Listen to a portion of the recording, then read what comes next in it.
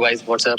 तो आज हम बात करेंगे कि अगर आप जागेश्वर जाने का प्लान कर रहे हैं, आप दिल्ली से आ रहे हैं, आप मुरादाबाद से आ रहे हैं, आप काशीपुर से जा रहे हैं, रामनगर से जा रहे हैं, तो आप क्या रूट ले सकते हैं, क्या क्या जगह है। तो चलिए स्टार्ट करते हैं। मैं अभी रिसेंट में 19 फेब 2022 में गया था। मैं जागेश्वर धाम गया था अपने काशीपुर से। तो काशीपुर से जागेश्वर धाम अराउंड पड़ता है 190 किलोमीटर।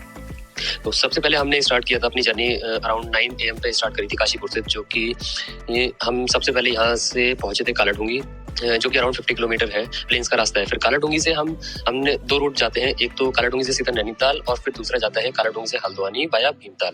तो हमने जाते हुए जो रूट लिया था वो हम गए थे काशीपुर से कालाडूंगी, कालाडूंगी से हल्द्वानी और फिर भीमताल एंड भवाली और अल्मोड़ा और फिर जागेश्वर। तो ये ऑल ये वाला रूट थोड़ा सा लॉन्ग पड़ता है, बट हम थोड़ा सा एक्सप्लोर करने के मामले से थोड़ा भीमताल घूमने के प्लान से गए थे, तो इसलिए हम वाया भीमताल गए थे।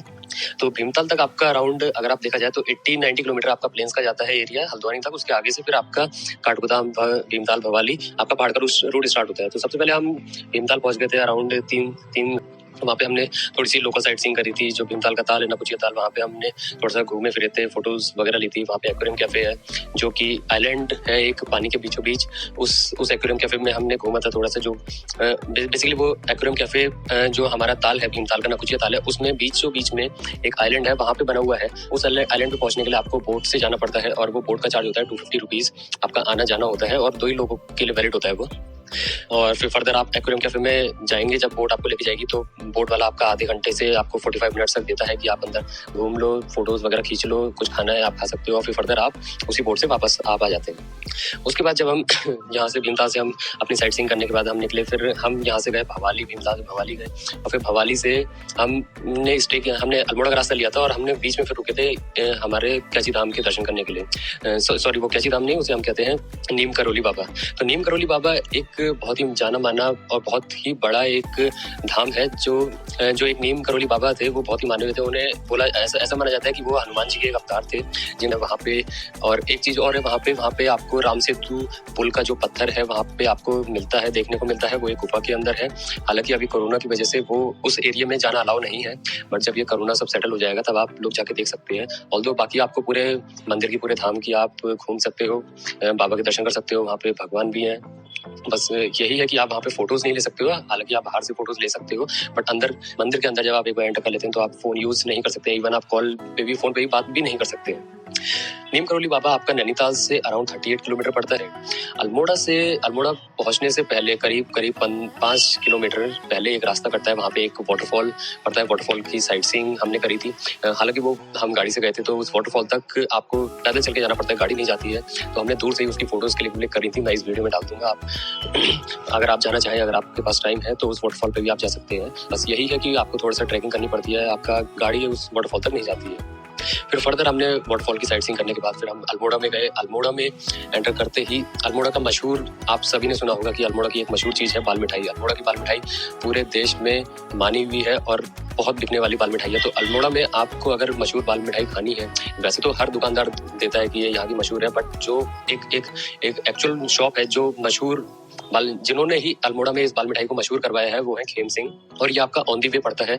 अगर आप अल्मोड़ा से आगे जागेश्वर जा रहे हैं तो अल्मोड़ा से एंटर करते ही जो भी आपकी मेन रोड है, ये मेन रोड पे ही खेम सिंह पड़ता है। आप गूगल मैप, अगर अल्मोड़ा में एंटर करते ही आप गूगल मैप पे डाल सकते हैं कि खेम सिंह दुकान, तो वो आपको दिखा देगा आपकी ऑन दी वे है और आप इस तरफ चलते रहे। जागेश्वर में मैं आपको बताता हूँ कि जागेश्वर में जैसे ही आप एंटर करेंगे, स्टार्टिंग में ही आपके होटल खाने की सुविधा उपलब्ध है। आप वहीं पे स्टार्टिंग में ही होटल ले लीजिएगा, गेस्ट हाउस ले लीजिएगा, क्योंकि अगर आप जितनी ज्यादा और आगे जाएंगे आपको उस मतलब और अच्छे रूम्स नहीं मिलेंगे, खाने पीने की फैसिलिटी ज्यादा अच्छी नहीं मिलेगी, क्योंकि आगे ही रोड पे ही जागेश्वर का मंदिर है और फिर रोड पतली होती जाती है और वहाँ पे फिर गेस्ट हाउस, होटल, खाने पीने की सुविधा इतनी अच्छी नहीं है। आप लोगों को सजेस्ट करूंगा कि आप जागेश्वर में जैसे ही एंट्री करते हैं वहीं पे आपको गेस्ट हाउस दिख जाएंगे। आपके लेफ्ट हैंड पे गेस्ट हाउस आ जाएंगे, आपके राइट हैंड पे खाने पीने की शॉप्स आ जाएंगी खूब सारी। आप वहीं पे स्टे करिए, क्योंकि वहीं से सिर्फ 100 मीटर की दूरी पे ही, पैदल के रास्ते पे ही आपका जागेश्वर का मंदिर है। तो हम अराउंड 7-8 बजे जागेश्वर मंदिर पहुंच गए थे और वहीं पे फिर हमने गेस्ट हाउस लिया था। हमें 4 बेड का रूम पड़ा था अराउंड 1000 रुपीज। और फिर वहाँ पे हमने जो भी खाना पीना खाया था, तो खाने पीने का रेट यही है कि 100 रुपीज़ पर थाली, जिसमें आपको एक दाल, सब्जी, 4 रोटी, चावल मिलता है। फिर हमने उस दिन वहीं पे स्टे किया था होटल में। नेक्स्ट डे मंदिर सुबह 8 बजे खुलता है। नेक्स्ट डे हम सुबह 8 बजे 7-8 बजे उठ गए थे। हम 9 बजे सबसे पहले मतलब मंदिर में जाके हमने दर्शन किए। मंदिर की जो भी साइट सीइंग है, बहुत ही अच्छी लोकेशन है, बहुत अच्छी आपको पॉजिटिव वाइब्स आती हैं। मतलब वहाँ पे जाके आपको दिल खुश हो जाएगा, बहुत ही शांति फील होगी। मंदिर में आपको शिव जी के 12 अवतार दिखेंगे। वहाँ पे 12 मंदिर बना रखे हैं। जागेश्वर मंदिर के ही अंदर 12 जगह बना रखे हैं जहाँ पे शिव जी रहते हैं।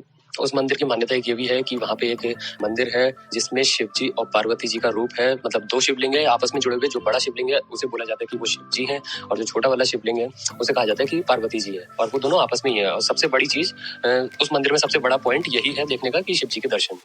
उसके बाद उस मंदिर में वहाँ पे हनुमान जी का भी मंदिर है, दुर्गा मैया का भी मंदिर है। तो वो सब आप अपनी आस्था के अनुसार आप सब भगवान के साथ अपना टाइम स्पेंड कर सकते हैं, और जो भी आपको जो भी आप जिस प्लानिंग से आए हैं भगवान के दर्शन कर सकते हैं। उसके बाद हमने मॉर्निंग में दर्शन के बाद हमने ब्रेकफास्ट किया। ब्रेकफास्ट करने के बाद हम अराउंड 10:30 बजे जागेश्वर धाम से अपने चेकआउट करके हम वापस अल्मोड़ा की साइड निकल गए।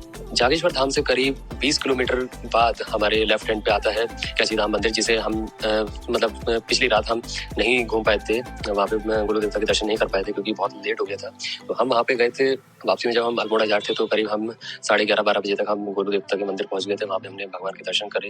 गोलू देवता मंदिर की एक मेन जो कि आस्था यही है कि वहाँ पे ईश्वर से जो भी मांगा जाए, गोलू देवता से जो भी मांगा जाए, उसे हम एक पेपर पे लिख के और घंटी के थ्रू बांध देते हैं उसे। और जब वो चीज हमारी विश पूरी हो जाती है तो हम उस घंटी को, उस पेपर को खोल देते हैं। क्योंकि गोलू देवता, ऐसा माना जाता है, गोलू देवता सबकी विशेष पूरी करते हैं। बस यही है कि विशेष सब घंटी के थ्रू और एक पेपर पे लिख के अपनी विशेष मांगते हैं। फिर वहां से गोलू देवता के यहाँ से निकल के फिर हम चले थे अल्मोड़ा की साइड। और फिर अल्मोड़ा से 5 किलोमीटर पहले आपको कसार देवी का मंदिर पड़ता है। मतलब ये है कि अल्मोड़ा से 5 किलोमीटर पहले एक रास्ता ऊपर को जाता है। वहां से अल्मोड़ा से 5 किलोमीटर पहले वो रास्ता कटता है। उस रास्ते पे अगर आप चढ़ेंगे तो करीब 7 से 8 किलोमीटर कसार देवी का मंदिर है, और उस मंदिर की भी बहुत ही मान्यता है। वहाँ का व्यू बहुत अच्छा है। तो वो एक कसार देवी है, उनका मंदिर है। और ऊपर और जाएंगे तो वहाँ पे कसार देवी के भी मंदिर के ऊपर पैदल, उसी मंदिर के आगे पैदल जाते हैं तो शिव जी का मंदिर आता है। तो उस लोकेशन की भी मैं आपको फोटोज दिखा रहा हूँ, आप देखिए। और वहाँ का व्यू, साइट सीइंग बहुत ही अच्छा है। फिर कसार देवी का मंदिर घूमने के बाद फिर हम वापस आए और फिर हम अल्मोड़ा पहुंचे। अल्मोड़ा में हमें पहंचते करीब 1:30 से 2 बज गए थे। फिर हमने अल्मोड़ा में अपना जो भी लंच वगैरह किया। लंच करने के बाद फिर हम अल्मोड़ा से निकल गए, और अल्मोड़ा से हमारा नैनीताल पड़ता है करीब 40 किलोमीटर। तो हमने अल्मोड़ा से हम नैनीताल पहुंचे। नैनीताल पहुंचते हुए हमें करीब 5-5:30 बज गया था। नैनीताल में फिर हमने वहाँ पे साइट सीइंग की। हम लोग चाहते थे कि बोटिंग करें, बट लेट बहुत हो गया था तो हम बोटिंग नहीं करी। मतलब हमने साइड में गाड़ी रोक के अपना फोटोज वगैरह क्लिक किया। और लकीली अभी कुछ 10-12 दिन पहले नैनीताल में बर्फ, स्नोफॉल हुआ था, तो वो बर्फ जमी हुई हमें वहाँ पे मिल गई। तो थोड़ा सा हमारे साथ हम लोग बर्फ में खेले भी। और उसके बाद नैनीताल से फिर हम चले। इस बार ही हम वापसी में हम वाया भीमताल नहीं गए, भीमताल हल्द्वानी से नहीं उतरे क्योंकि वो थोड़ा लॉन्ग पड़ता है। हम नैनीताल से कालाढूंगी के रास्ते उतरे, और नैनीताल से कालाढूंगी अराउंड 32 किलोमीटर है। तो हम कालाढूंगी आए। कालाढूंगी से फिर नया गांव से रामनगर एंड देन काशीपुर। तो ये एक हमारी ओवरऑल ट्रिप थी जो कि 2 दिन की थी। हम फ्राइडे में गए थे, मतलब फ्राइडे सुबह 8 बजे गए थे, और हम सैटरडे अराउंड 8 बजे तक ही हम काशीपुर पहुंच गए थे। और इस ट्रिप की सबसे अच्छी बात यह है कि हमारा, अगर मैं एक्सपेंस बताऊं तो टोटल हमारा 7000 का एक्सपेंस आया था। और 2 दिन में हमने ऑलमोस्ट सब चीजें कवर कर ली थी। इवन हमने सारे मतलब जो भी मंदिर हैं, सारे बड़े मंदिर हमने देख लिए थे। हमने अल्मोड़ा साइट सीइंग कर ली थी, हमने नैनीताल साइट सीइंग कर ली थी, हमने जागेश्वर में घूम लिया था। तो ये मेरा ओवरऑल एक्सपीरियंस है। कभी आप प्लान कर रहे हो तो आप इस प्लान को फॉलो कर सकते हैं। इस अकॉर्डिंग अपनी चीजें सेटल आउट, अपनी चीजें प्लान कर सकते हैं कि कैसे कैसे आपको कहाँ कहाँ जाना चाहिए, क्या गेस्ट हाउस लेना चाहिए, कितना आपका एक्सपेंस आएगा फूड को, ट्रेवल को लेके। Thank you guys.